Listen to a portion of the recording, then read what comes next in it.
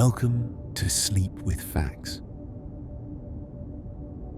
Tonight, we drift away from Earth, away from the light, away from everything we know, and we journey into the deepest, darkest places in the universe. We are going to explore the holes in space, the places where reality bends and breaks, where time stops, and where even light cannot escape. You are safe in your bed, warm beneath your blankets, and as you listen to these words, you will feel yourself sinking deeper, drifting further, falling gently into the vast, quiet darkness of the cosmos.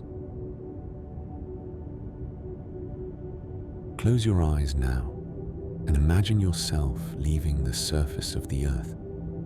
You are rising slowly, effortlessly, through the atmosphere, passing through clouds that glow softly in the twilight, passing through the thin blue line that separates our world from the void beyond. Below you, the lights of cities grow smaller, dimmer, until they are nothing more than pinpricks of gold scattered across the dark surface of the planet. And then, even those fade away, and you are alone in the silence of space, surrounded by stars, surrounded by darkness, drifting weightless through the infinite black. Out here, far from the warmth of the sun, far from the noise and chaos of human life, there is a profound stillness. Space is not empty, though it appears that way.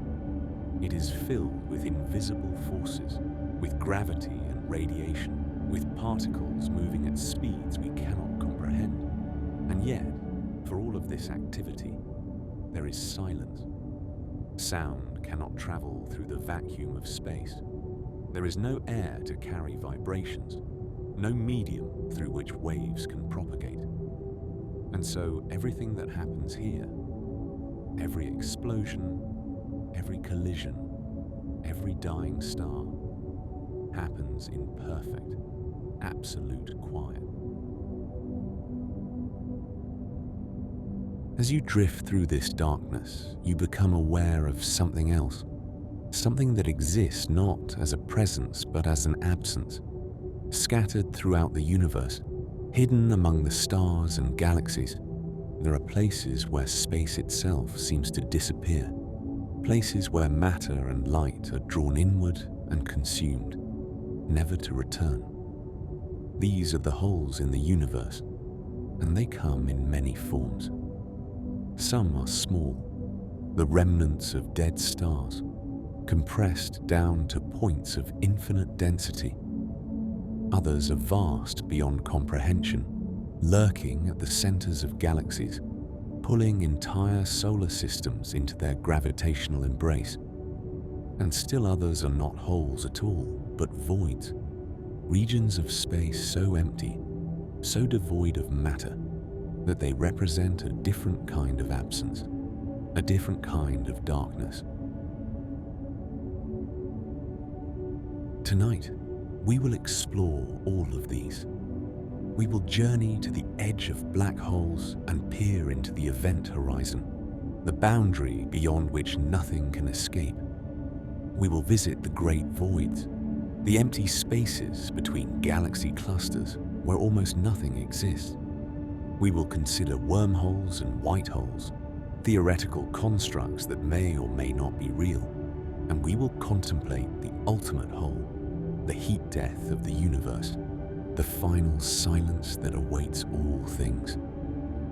But for now, let us begin with the most familiar, the most studied, and perhaps the most terrifying of all the holes in space.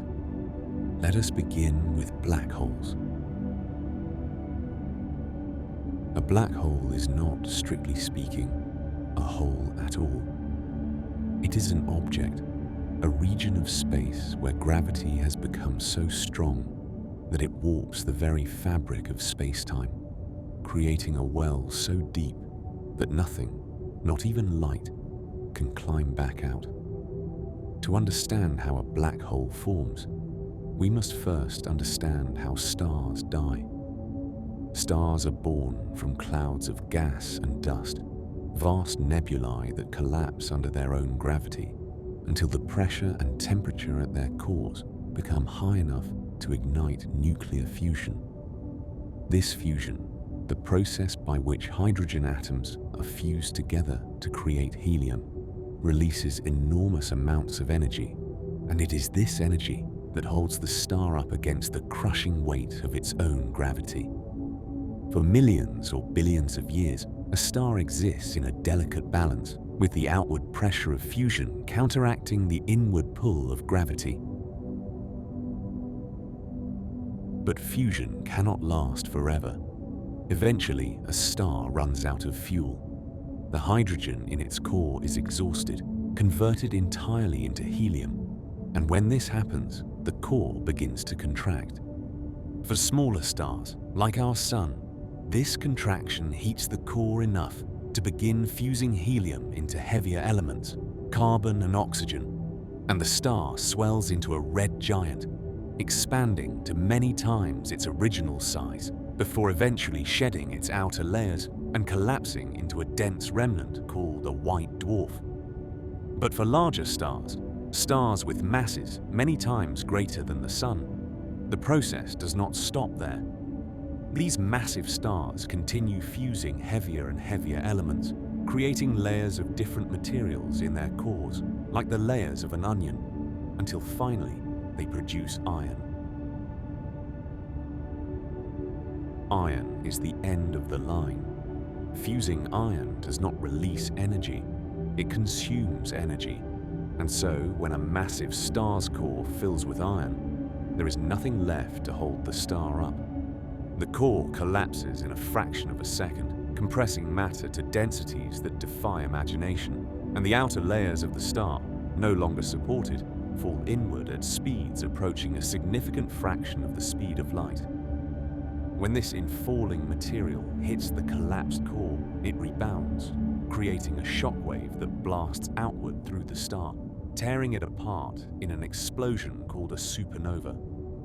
For a few weeks, this dying star can outshine an entire galaxy, releasing more energy in that brief time than the Sun will produce in its entire lifetime. But what remains at the center, what is left after the explosion fades, depends on the mass of the original star. If the core is less than about 3 times the mass of the Sun, it will become a neutron star, an object so dense that a teaspoon of its material would weigh as much as a mountain. But if the core is more massive than that, nothing can stop the collapse. The matter is compressed beyond the point where neutrons can support it, beyond the point where any known force can resist the pull of gravity, and it collapses down to a singularity, a point of infinite density, where the laws of physics, as we understand them, break down. And around this singularity, there forms a boundary, an invisible surface that marks the point of no return. This is the event horizon, and it is what defines a black hole. Imagine, if you will, standing on the surface of a planet and throwing a ball into the air. The ball rises, slows, stops, and then falls back down, pulled by the planet's gravity. If you throw the ball harder, it goes higher before falling. And if you could throw it hard enough, if you could give it enough speed, it would escape the planet's gravity entirely and fly off into space. This speed, the minimum velocity needed to escape a gravitational field, is called the escape velocity, and it depends on the mass and size of the object you are trying to escape from. For Earth, the escape velocity is about 7 miles per second. For the Sun, it is much higher. And for a black hole at the event horizon, the escape velocity is exactly equal to the speed of light. This is what makes a black hole black. Light, moving at the fastest speed possible in the universe, cannot escape from within the event horizon. Any photon that crosses this boundary, Any particle of light that ventures too close is trapped, pulled inexorably inward toward the singularity, and because no light can escape, the black hole cannot be seen. It is a region of absolute darkness, a shadow against the stars, visible only by the effect it has on the matter and light around it. Gas and dust that fall toward a black hole spiral inward, forming an accretion disk, a swirling disk of superheated material that glows brightly as it is compressed and accelerated to incredible speeds. This disk is what we see when we observe a black hole, not the hole itself, but the light from the matter that is about to be consumed. The event horizon is not a physical surface. It is simply a mathematical boundary, a line in space that marks the point beyond which return is impossible. If you were to fall toward a black hole, you would not feel anything special as you crossed the event horizon. There would be no barrier, no wall, no sensation of passing through. You would simply cross it, and in that moment, your fate would be sealed. From your perspective, falling inward, nothing would seem particularly unusual, at least not at first. You would continue to fall, accelerating as you approached the singularity, and if the black hole were large enough, you might not even notice that you had crossed the threshold. But to an observer watching from a safe distance, far from the black hole, something very strange would appear to happen. They would see you falling toward the event horizon, moving faster and faster. But as you approached the boundary, you would appear to slow down. Your motion would become sluggish, as if you were moving through thick syrup, and the light reflecting off your body would shift toward the red end of the spectrum, a phenomenon called gravitational redshift. Time itself, near a black hole, flows differently than it does in the rest of the universe. The immense gravity warps space-time so severely that time slows down, and the closer you get to the event horizon, the slower time moves. To the distant observer, you would appear to slow down more and more, asymptotically approaching the event horizon, but never quite reaching it. Your image would grow dimmer and redder, the light struggling to escape the black hole's gravity, and eventually you would fade from view entirely, frozen in time at the very edge of the abyss. But from your perspective, you would feel no such slowdown. To you, time would pass normally. You would cross the event horizon in a finite amount of time, perhaps in seconds or minutes, depending on the size of the black hole, and you would continue falling inward, unaware that to the outside universe, you had become trapped in an eternal moment, forever approaching but never crossing the boundary. This is time dilation, one of the most profound and unsettling consequences of Einstein's theory of general relativity. Time is not absolute. It does not flow at the same rate everywhere in the universe. It is affected by gravity, by speed, by the curvature of space-time, and near a black hole, these effects become extreme. A clock placed near the event horizon would tick more slowly than a clock far away. And if you could somehow survive at the edge of a black hole and then return to the outside universe, you would find that far more time had passed out there than you had experienced. Minutes for you might correspond to years, or centuries, or even millennia for the rest of the universe. But surviving near a black hole is not a simple matter. Even if you could withstand the radiation and the tidal forces, even if you had a spacecraft powerful enough to hover at the edge of the event horizon, you would face another problem, one that is both physical and profoundly strange. As you fall toward a black hole, the gravity you experience is not uniform. The side of your body closer to the black hole feels a stronger gravitational pull than the side farther away. And this difference in force, this gradient, stretches you. If you were falling feet first, your feet would be pulled more strongly than your head, and you would be elongated, stretched out like a piece of dough being pulled in opposite directions. This process is called Spaghettification, a somewhat whimsical term for a rather horrifying fate. The tidal forces near a black hole are immense, and they grow stronger the closer you get to the singularity. For a small black hole, a black hole with a mass only a few times that of the Sun, the tidal forces at the event horizon would be strong enough to tear a human body apart long before it reached the boundary. You would be stretched vertically and compressed horizontally.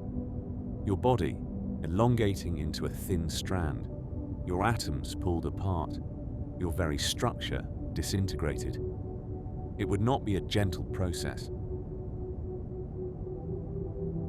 But for a supermassive black hole, a black hole with a mass millions or billions of times that of the Sun, the event horizon is much, much larger, and the tidal forces at the boundary are correspondingly weaker.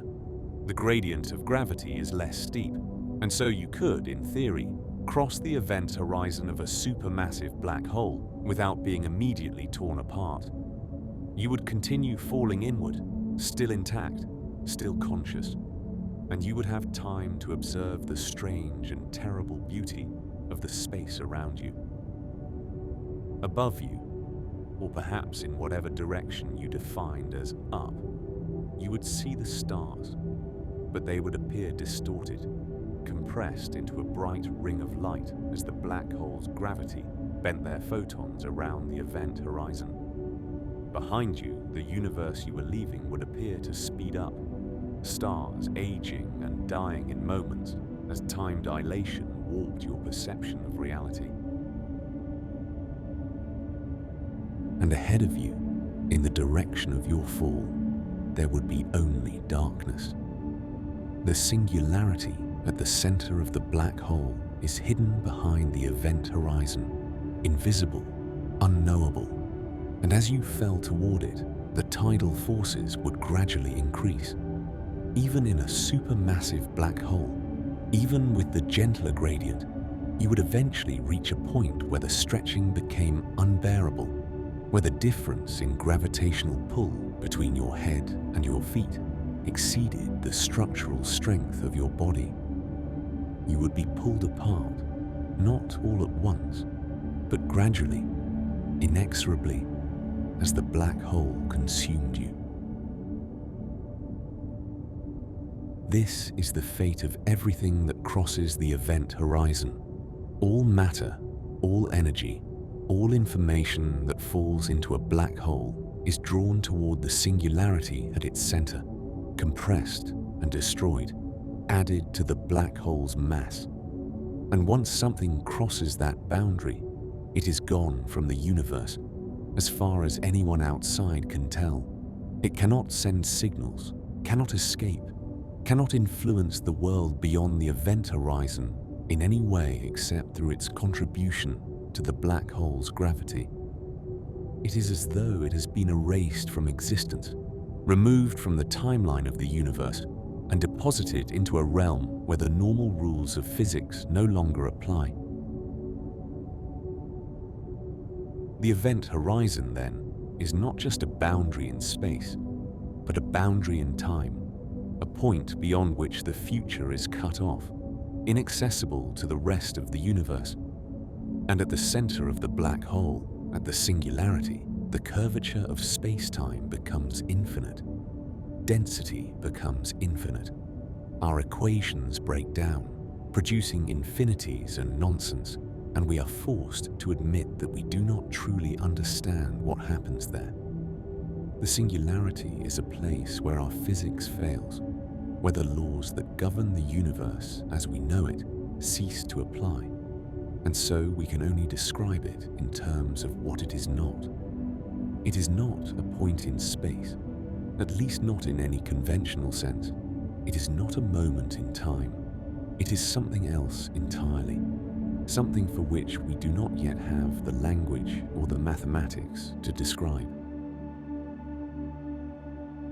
And yet, despite this fundamental mystery, despite the fact that we cannot see inside a black hole, despite the fact that the laws of physics break down at the singularity, we know that black holes exist. We have observed them indirectly through the effects they have on the matter around them. We have watched stars orbit invisible companions, their paths tracing out ellipses around empty points in space. And we have calculated the masses of these companions and found them to be far too large to be anything other than black holes. We have detected gravitational waves, ripples in the fabric of space-time itself, produced when two black holes spiral into each other and merge, releasing more energy in a fraction of a second than all the stars in the observable universe combined. And we have even in recent years captured an image of a black hole, or rather, an image of its shadow, using a network of radio telescopes scattered across the Earth, working together as a single instrument the size of the planet. Astronomers focused on the supermassive black hole at the center of a distant galaxy called Messier 87. They collected data over many nights, carefully synchronizing their observations, and then spent years processing that data, piecing together an image from the faint radio signals that had traveled across millions of light years of space.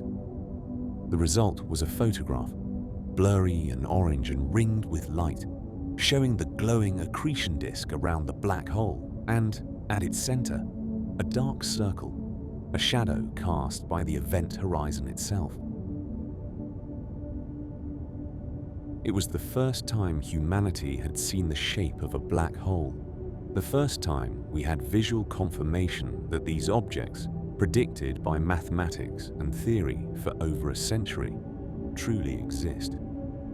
And the image was both beautiful and unsettling, a reminder of how small we are, how fragile, how insignificant in the face of such cosmic enormity.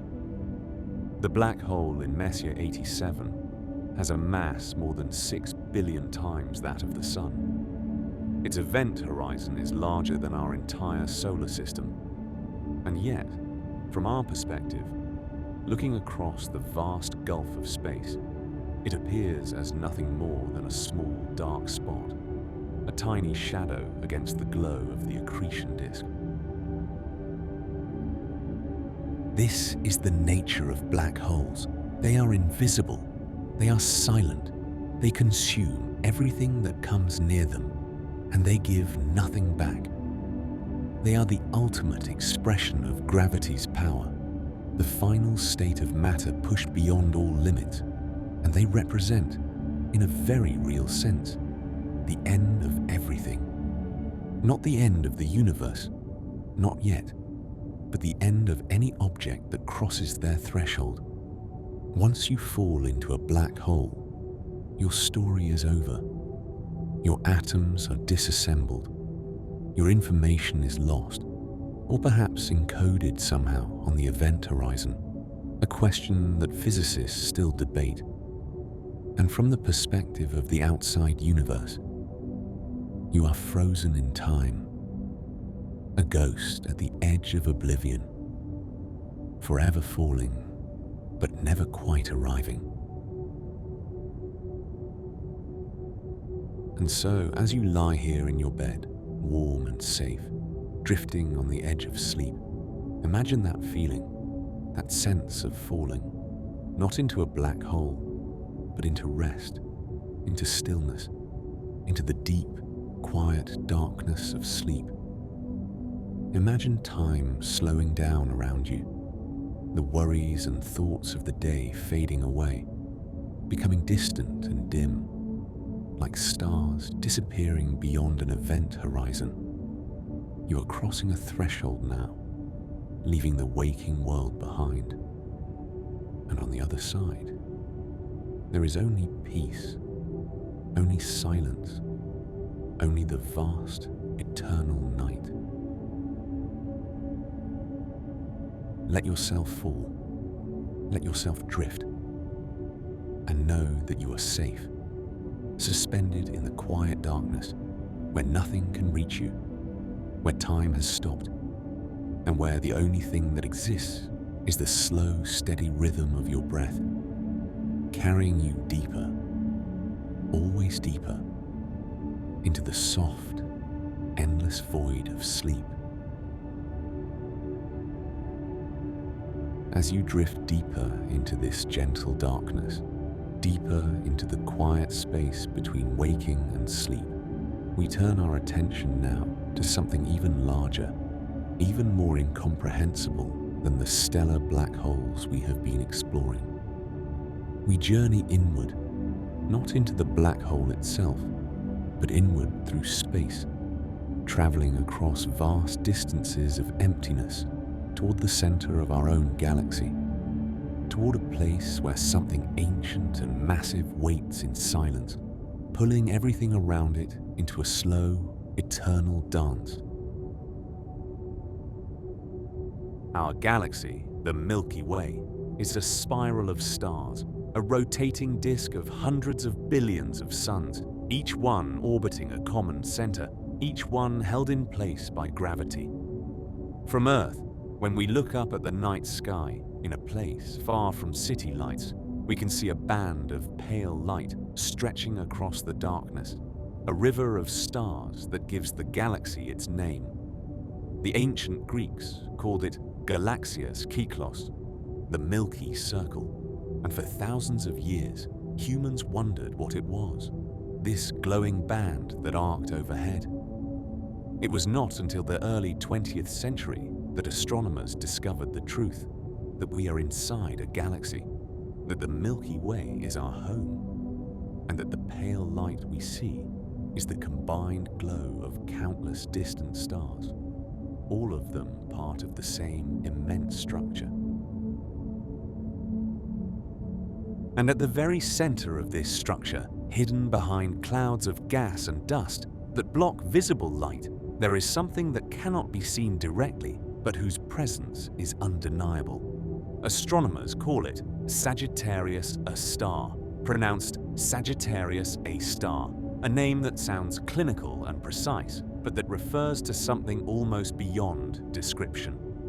Sagittarius A star is a supermassive black hole, an object with a mass more than 4 million times that of our Sun, compressed into a region of space smaller than the orbit of Mercury. It sits at the gravitational center of the Milky Way, and every star in our galaxy, including our Sun, orbits around it, completing one circuit every 250 million years or so. For a long time, astronomers suspected that something massive must exist at the galactic center.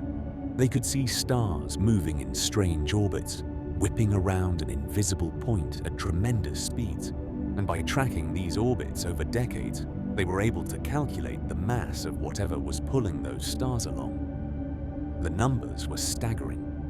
Only a black hole could account for so much mass in so small a space, and yet, Sagittarius A star is remarkably quiet. It does not glow brightly like the black hole in Messier 87. It does not have a large, luminous accretion disk. Most of the time, it sits there in the dark, barely feeding, barely interacting with the matter around it, as though it is dormant, sleeping, waiting. But it is not truly dormant. Occasionally, a star ventures too close, or a cloud of gas drifts into its gravitational well, and when this happens, the black hole wakes up. The matter spirals inward, heating up as it is compressed, and for a brief time, Sagittarius A star flares brightly in X-rays and radio waves, a brief burst of activity that subsides as quickly as it began. These flares are visible to our telescopes, and they give us a glimpse of what the black hole is doing, how it is feeding, how it is growing, one small meal at a time. But for the most part, it is still, silent, a sleeping giant at the heart of our galaxy. Supermassive black holes, like Sagittarius, a star, are not formed in the same way as stellar black holes. They are not the remnants of dead stars, at least not directly. Their origins are still not fully understood, but astronomers believe that they form early in the history of a galaxy, perhaps from the collapse of massive clouds of gas, or perhaps from the mergers of many smaller black holes, gradually growing over billions of years as they consume stars and gas and anything else that comes too close. Almost every large galaxy has a supermassive black hole at its center, and the mass of that black hole seems to be related to the mass of the galaxy itself, as though the two grew together, influencing each other's development in ways that we are only beginning to understand. Some of these supermassive black holes are far, far larger than Sagittarius A star. The black hole at the center of Messier 87, the one whose shadow we photographed, has a mass more than 6 billion times that of the Sun. But even that is not the largest. In a distant corner of the universe, more than 10 billion light-years from Earth, there exists a quasar, a brilliant beacon of light powered by a black hole so massive that it defies comprehension. This quasar is known by its catalog designation, TON 618, and the black hole at its center has a mass estimated to be 66 billion times that of our Sun. To put that in perspective, if you were to replace our Sun with TON 618, the event horizon of the black hole would extend far beyond the orbit of Neptune, far beyond the Kuiper belt, reaching out into the space where distant, frozen objects drift in the darkness at the edge of our solar system. The event horizon would be so large that light, traveling at its maximum speed, would take more than a week to cross from one side to the other.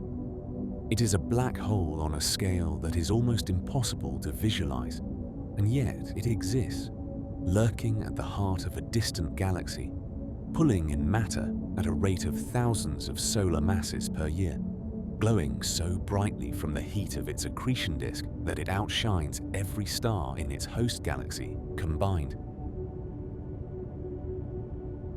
Around a supermassive black hole like TON 618, there exists a structure that does not exist around smaller black holes, a region of space where gravity is so strong that light itself can orbit. This is called the photon sphere, and it sits just outside the event horizon, at a distance of 1.5 times the radius of the boundary. At the photon sphere, light does not fall directly into the black hole, nor does it escape. Instead, it travels in a circular path, looping around the black hole again and again, trapped in an eternal orbit. If you could somehow position yourself at the photon sphere and look tangentially, looking along the surface of the sphere rather than toward or away from the black hole, you would see the back of your own head. Light leaving the back of your head would travel around the black hole and return to your eyes, creating a ghostly, distorted image of yourself, repeated infinitely in all directions. But the photon sphere is not a stable place. Any small perturbation, any tiny deviation from a perfectly circular orbit would cause the light to either spiral inward toward the event horizon or escape outward into space.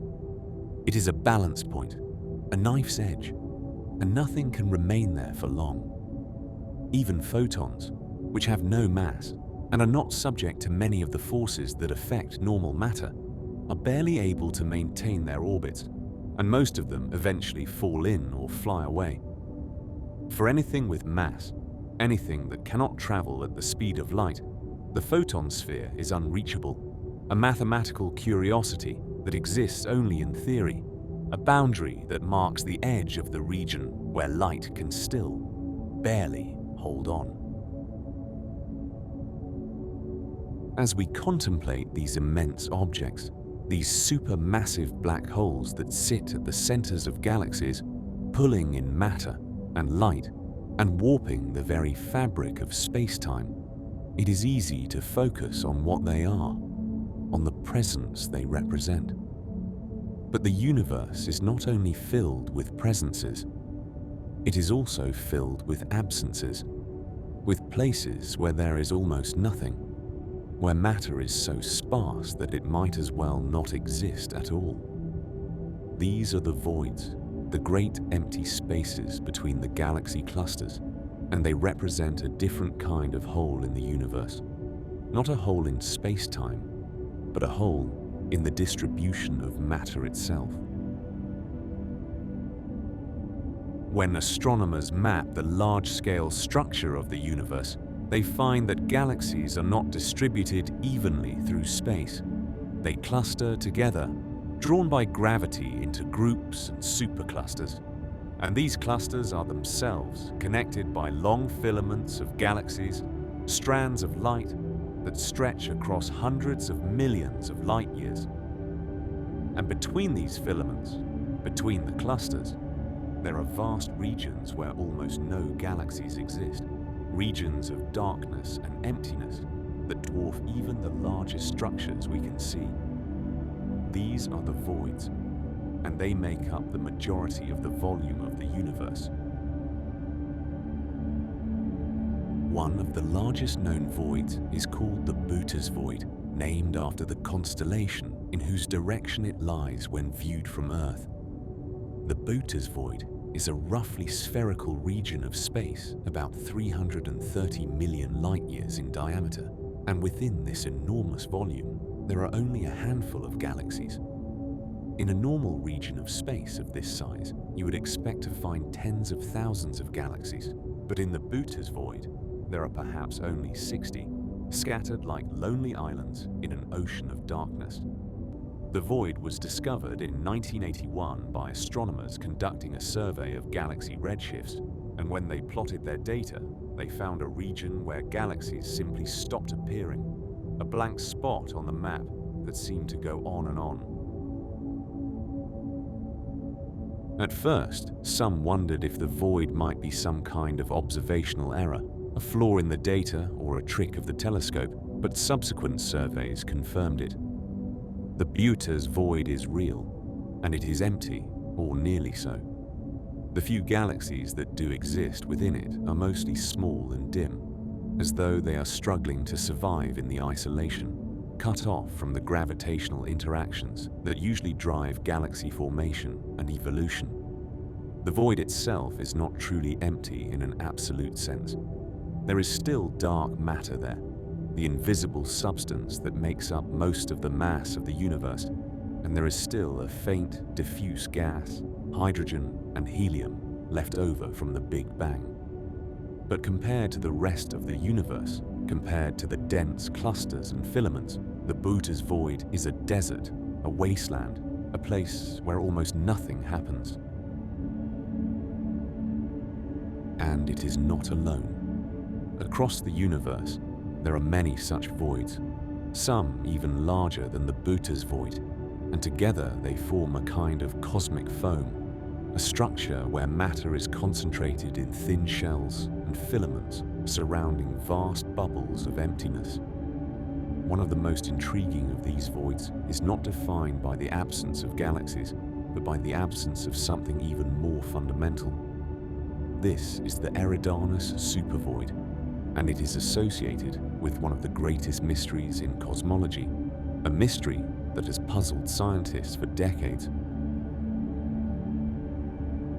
When astronomers study the cosmic microwave background, the faint glow of radiation left over from the Big Bang, they find that it is remarkably uniform, the same temperature in all directions to within a few parts in 100,000. But it is not perfectly uniform. There are tiny fluctuations, regions that are slightly hotter or slightly cooler than average, and these fluctuations are the seeds from which galaxies and galaxy clusters eventually grew. Most of these hot and cold spots are small, consistent with the predictions of cosmological models, But there is one region, a large cold spot in the constellation Eridanus, that is much larger and much colder than it should be. This cold spot is about 5 degrees across, which might not sound like much, but in the context of the cosmic microwave background, it is enormous. It is colder than the surrounding regions by about 70 microkelvins.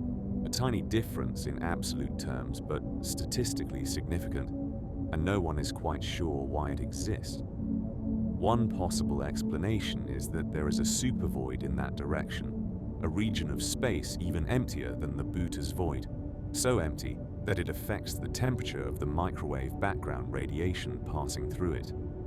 Light traveling through a void experiences a slight cooling effect due to the expansion of space, and if the void is large enough and empty enough, this effect could account for the cold spot. Surveys have indeed found evidence of a large void in the direction of the cold spot, a region about 1 billion light-years across, where the density of galaxies is lower than average, but the void is not quite large enough or empty enough to fully explain the cold spot, and so the mystery remains. Some astronomers have proposed more exotic explanations, suggesting that the cold spot might be evidence of a collision between our universe and another universe in a multiverse, a bubble of space expanding away from us, leaving a void in its wake. Others suggest it might be a statistical fluke, an unlucky arrangement of matter that just happens to produce an unusually large temperature fluctuation. But whatever the explanation, the Eridanus supervoid and the cold spot it may have created serve as a reminder of how much we still do not understand about the universe. We can map galaxies and measure temperatures and calculate densities, but there are still mysteries, still questions that our current theories cannot answer. The voids, like the black holes, are places where the universe reveals its strangeness, where the familiar rules seem to break down, or where we find structures so large and so empty that they challenge our understanding of how the cosmos came to be. As you lie here now, drifting between waking and sleep, imagine yourself suspended in one of these voids, floating in the vast emptiness between galaxy clusters. There is no light here, no stars visible in any direction, only darkness, profound and complete. The nearest galaxy is hundreds of millions of light-years away, so far that its light would take longer to reach you than complex life has existed on Earth. You are alone in a way that is almost impossible to comprehend, isolated in a bubble of nothingness, surrounded by space that stretches on and on, with nothing to mark it, nothing to give it scale or meaning. But this isolation is not frightening. It is peaceful. It is calm. There is no sound, no movement, no change. Time passes, but there is nothing to measure it by. No clocks, no rhythms, no events. You float here in the silence, and the darkness is not threatening but comforting, like a blanket pulled up around you, like the gentle weight of sleep pressing down. You are safe here, in this empty place, because there is nothing to harm you, nothing to disturb you. There is only the void, and the void asks nothing of you. It does not judge. It does not demand. It simply is, vast and patient and eternal. And as you float in this darkness, you feel yourself sinking deeper, your thoughts becoming slower, quieter, until they too fade away into the emptiness. Your breathing is slow and steady, a gentle rhythm that echoes through the void, and with each breath, you let go of a little more, releasing the tension, the worries, the thoughts that have been holding you to the waking world. You are drifting now, not through space, but through sleep. And the void around you becomes the void within you, a deep, restful emptiness where nothing exists except peace. Let yourself go. Let yourself sink into this darkness, into this quiet, into this vast and gentle nothing. There is no need to think, no need to move, no need to do anything except breathe and drift and let the darkness carry you away.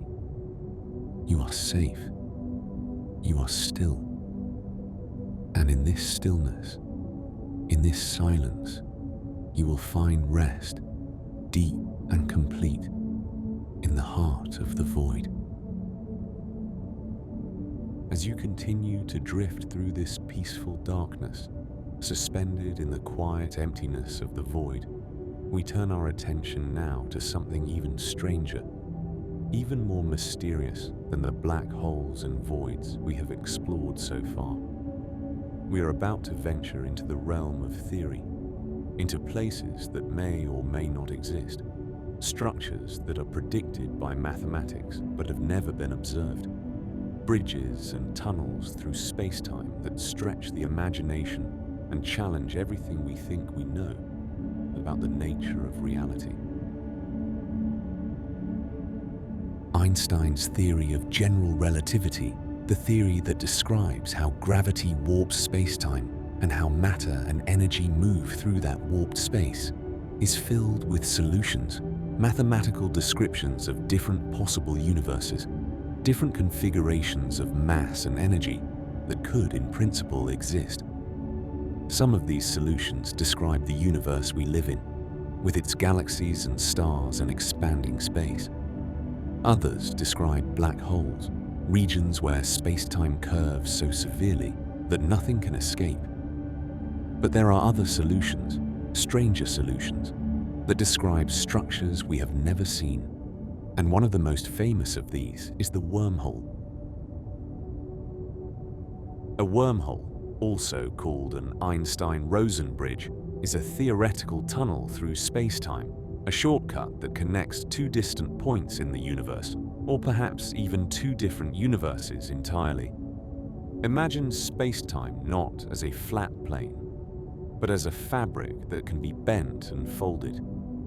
If you fold this fabric so that two distant points come close together, and then you create a tunnel connecting those points, you would have a wormhole. Travel through the wormhole would be nearly instantaneous, even though the two mouths of the tunnel might be separated by billions of light years if you traveled through normal space. The mathematics of general relativity allows for wormholes to exist, but the physics is far more complicated. For a wormhole to be stable, for it to remain open long enough for anything to pass through, it would require a form of matter with negative energy, something that pushes outward rather than pulling inward, counteracting the natural tendency of space-time to collapse the tunnel. This negative energy, often called exotic matter, has never been observed, and we do not know if it can exist in the quantities that would be needed to stabilize a wormhole. Quantum mechanics suggests that negative energy might be possible on very small scales, in the fluctuations of the vacuum, but scaling this up to the size needed for a traversable wormhole is a problem that no one has solved. And so, wormholes remain theoretical, mathematical curiosities that live in equations, but not, as far as we know, in reality. Some physicists speculate that microscopic wormholes might exist, tiny tunnels that pop into and out of existence at the quantum level, part of the foaming, chaotic structure of space-time at the smallest scales. Others suggest that advanced civilizations, if they exist, might one day learn to create and stabilize wormholes, using them as portals for faster-than-light travel across the universe. But for now, wormholes are ideas, dreams, possibilities that exist only in the imagination and in the abstract language of mathematics. If wormholes are the tunnels through space-time, then white holes are their mirrors, their opposites, structures that are predicted by the same equations, but that seem even more impossible, even more divorced from anything we observe. A white hole is, in some sense, a black hole running backward in time, where a black hole has an event horizon that nothing can escape. A white hole has an event horizon that nothing can enter. Matter and light pour out of a white hole, emerging into the universe from some unknown source, but nothing can fall in. If you tried to approach a white hole, you would be pushed away by the outflowing matter and radiation, unable to cross the boundary, no matter how hard you tried. White holes are solutions to the equations of general relativity, just as black holes are, but they have never been observed, and most physicists believe they do not exist in our universe. The reason is simple. White holes, unlike black holes, would violate the second law of thermodynamics, the law that says entropy, the measure of disorder, always increases. A white hole would be a source of low entropy matter, organized and structured, emerging from nothing. And this seems to contradict everything we know about how the universe works. Black holes increase entropy by consuming information and matter, hiding it behind the event horizon. But white holes would decrease entropy, creating order from chaos, and the universe does not seem to work that way. Some theorists have suggested that white holes might have existed in the early universe, immediately after the Big Bang, when the laws of physics were different, when the universe was hot and dense, and perhaps capable of producing structures that cannot exist now. Others have speculated that the Big Bang itself might have been a white hole, a moment when all the matter and energy of the universe erupted into existence from some previous state, pouring out through an event horizon that we can never see or cross because it exists in our past at the beginning of time. But these are speculations, ideas without evidence, and for now, white holes remain even more mysterious than wormholes, theoretical constructs that may never have any connection to reality. There is another kind of black hole, another solution to Einstein's equations that is even more speculative, even more removed from observation, and yet it may have profound implications for the structure and history of the universe. These are called primordial black holes, and they are black holes that, if they exist, were formed not from the collapse of stars, but in the first moments after the Big Bang, when the universe was a hot, dense plasma, filled with energy and matter in forms we can barely imagine. In those first fractions of a second, the universe was not uniform. There were fluctuations in density, regions where matter was slightly more concentrated than in others, and if these fluctuations were large enough, they could have collapsed under their own gravity, forming black holes before the first stars ever ignited. These primordial black holes would not be like stellar black holes or supermassive black holes. They could have any mass, from a tiny fraction of a gram to thousands of times the mass of the Sun, depending on the size of the density fluctuation that created them. And they would have been scattered throughout the universe, drifting through space, invisible and undetectable, except through their gravitational effects. Some astronomers have speculated that primordial black holes might account for some or all of the dark matter, the invisible substance that makes up most of the mass of the universe. Dark matter does not emit light, does not interact with electromagnetic radiation in any way we can detect, and yet we know it exists because of its gravitational effects on galaxies and galaxy clusters. Primordial black holes would fit this description perfectly. They would be invisible, they would have mass, and they would exert gravity. pulling on the matter around them. But searches for primordial black holes have so far come up empty, and most physicists believe that they cannot account for all the dark matter, though they might contribute a small fraction. If primordial black holes exist, they would not last forever. This brings us to one of the most profound and unsettling discoveries in theoretical physics, a prediction made by Stephen Hawking in the 1970s that changed the way we think about black holes and about the ultimate fate of the universe. Hawking showed that black holes are not truly black, that they emit radiation, a faint glow of particles that leak out from the event horizon, carrying away energy and causing the black hole to slowly evaporate. This radiation, now called Hawking radiation, arises from quantum effects near the event horizon. In quantum mechanics, empty space is not truly empty. It is filled with virtual particles, pairs of particles and antiparticles that pop into existence for a brief moment and then annihilate each other, returning their energy to the vacuum. Normally, these virtual particles have no observable effect, but near the event horizon of a black hole, something strange happens. If a pair of virtual particles appears right at the boundary, one particle might fall into the black hole, while the other escapes, becoming a real particle that carries energy away from the black hole. From the perspective of an outside observer, it looks as though the black hole is emitting radiation, glowing faintly with a temperature that depends on its mass. For a large black hole, a stellar black hole, or a supermassive black hole, the temperature of this radiation is incredibly low, far colder than the cosmic microwave background. And so, the black hole absorbs more energy from the universe than it radiates away. But for a small black hole, a primordial black hole with a mass less than that of the Moon, the temperature is higher, and the black hole radiates more energy than it absorbs. As it radiates, it loses mass, and as it loses mass, its temperature increases, and it radiates even faster.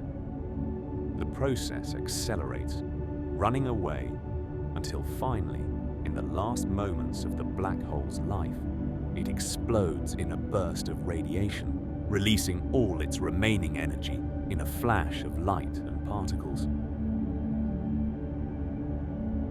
A black hole with the mass of the Sun would take longer than the current age of the universe to evaporate through Hawking radiation, and a supermassive black hole would take incomprehensibly longer, far longer than the universe will exist in any recognizable form. But a tiny, primordial black hole, one with a mass of only 1 billion tons, would evaporate in about the age of the universe, and smaller ones would have already evaporated, disappearing long ago in bursts of energy that might have been detectable, though no one has yet found evidence of such explosions.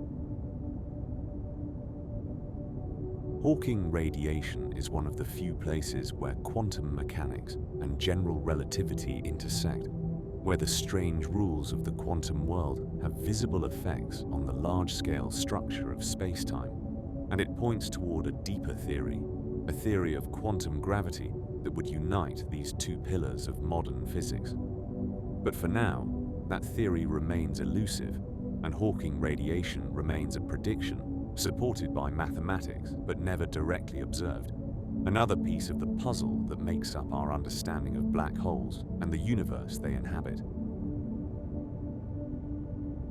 And this brings us finally to the last hole we will explore tonight, the final emptiness, the ultimate void that awaits everything, every star, every galaxy, every black hole, and the universe itself.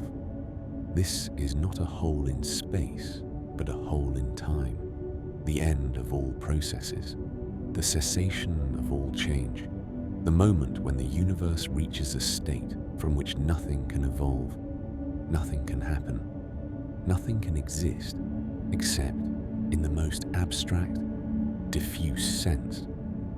This is the heat death of the universe, The second law of thermodynamics, the law that entropy always increases, has profound implications for the future of the cosmos.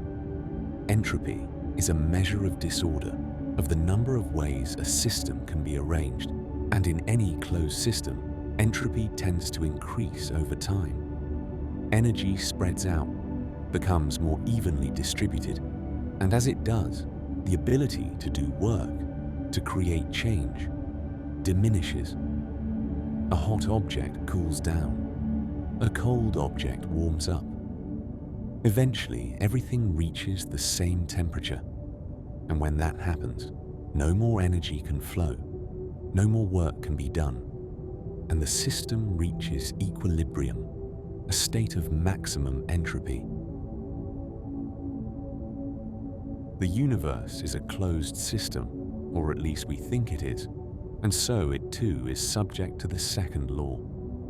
As the universe expands and ages, as stars burn through their fuel and die, as black holes evaporate and galaxies drift apart, entropy increases, and the universe moves slowly, inexorably, toward a state of equilibrium. In the far distant future, trillions upon trillions of years from now, long after the last stars have burned out and the last black holes have evaporated, the universe will be a cold, dark, empty place, filled with nothing but a faint, diffuse gas of photons and neutrinos and other particles, all of them spread so thinly that they almost never interact. This is the heat death, the final state, the end not with a bang, but with a whisper, a slow fade into darkness and stillness. No stars will shine, no planets will orbit, no life will exist, because life requires energy gradients, differences in temperature and pressure that can be harnessed to do work. And in the heat death, there are no gradients, no differences, only a uniform, featureless emptiness that stretches on forever. Time will still pass, in the abstract sense that clocks could still tick, but nothing will change. The universe will have reached its maximum entropy, its most disordered state, and it will remain in that state for all eternity.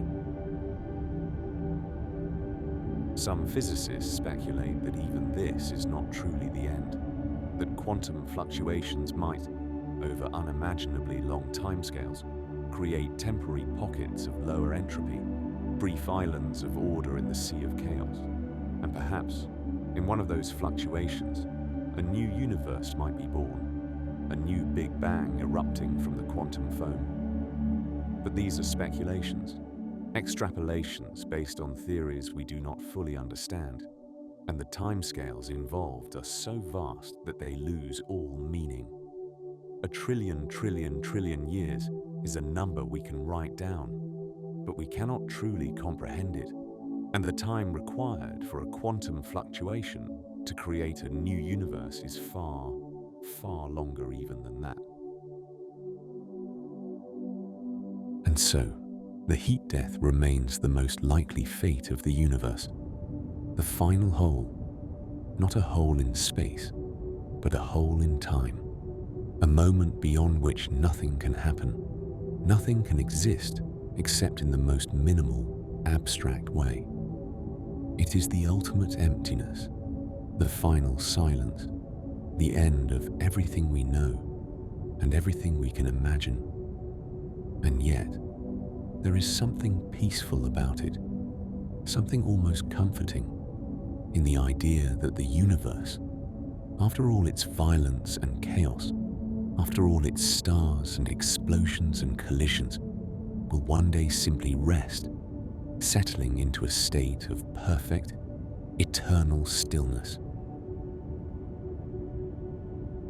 As you lie here now, your body heavy and relaxed, your mind drifting on the edge of sleep, imagine the universe in that final state, trillions of years from now, when all the stars have died and all the black holes have evaporated and nothing remains but darkness and silence. There is no light, no sound, no movement, only the gentle, uniform emptiness that stretches on forever. It is not frightening. It is not sad. It is simply the natural end of all things, the place where everything returns, the ultimate rest after the long, exhausting journey of existence. And in this darkness, in this silence, you find yourself at peace. There is nothing to do, nothing to worry about, nothing to think about. The universe has ended, and with it, all the struggles, all the anxieties, all the endless noise and chaos of life have faded away. You are floating in the void, in the final emptiness, and it is not empty at all, but full of peace, full of stillness, full of the deep, restful quiet that comes when everything has finally stopped. Your breathing is slow and steady, a gentle rhythm that echoes through the darkness, and with each breath you sink deeper into this peace, deeper into this stillness. The universe is sleeping, and you are sleeping with it, drifting through the eternal night, suspended in the vast, quiet darkness where nothing exists except rest. There is no past, no future, only the present moment, this breath, this gentle fade into sleep. Let yourself go now. Let yourself drift into the darkness, into the silence, into the deep, eternal rest that waits at the end of all things. You are safe. You are still. And in this stillness, you will find the deepest sleep, the most complete rest, the peace that comes when everything, the entire universe, has finally let go and surrendered to the darkness. The holes in the universe, the black holes and the voids, the wormholes and the white holes, the primordial black holes and the final heat death, all of them are places of absence, places where something that should be there is not, where the normal rules break down and we are left with mystery. But they are also places of rest, places where the endless activity of the universe pauses, where time stops or slows or ceases to have meaning, and where everything that has been falls into silence. And as you drift now, as you let yourself sink into sleep, you become part of that silence, part of that stillness.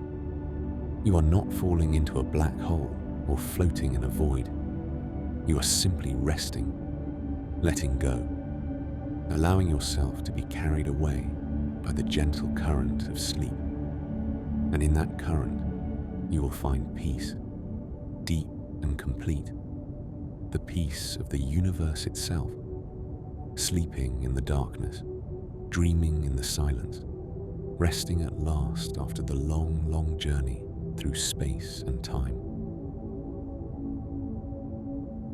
Sleep now. Sleep deeply.